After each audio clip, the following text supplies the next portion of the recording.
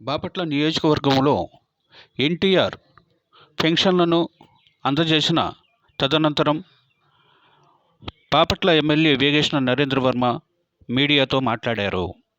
బాపట్ల నియోజకవర్గంలో అనధికారికంగా పెన్షన్లు తీసుకుంటున్న వారిని గుర్తించి పెన్షన్లను రద్దు చేస్తామని, అర్హులైన వారికి పెన్షన్లు అందే విధంగా చేస్తానని బాపట్ల ఎమ్మెల్యే వేగేశ్న నరేంద్ర వర్మ అన్నారు.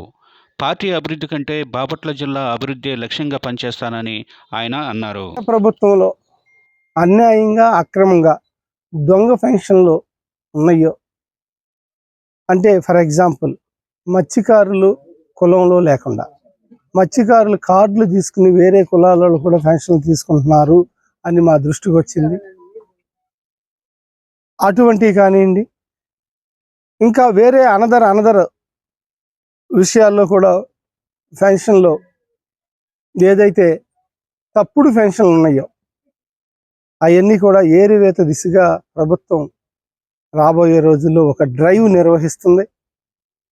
నిజంగా కూడా ఒరిజినల్ పెన్షన్ దారుడికి లాంగ్ టర్మ్ వాళ్ళు బతికున్నంత కాలం ప్రభుత్వం చేయూతనిచ్చి పెన్షన్లు అందియాలంటే అక్రమమైన పెన్షన్లు కూడా తీసేయాల్సిన అవసరం ఎంతైనా ఉంది అని ఈ సందర్భంగా తెలియజేస్తున్నాం.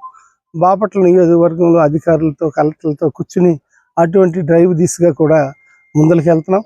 రాజకీయమైన లబ్ధి కన్నా కూడా,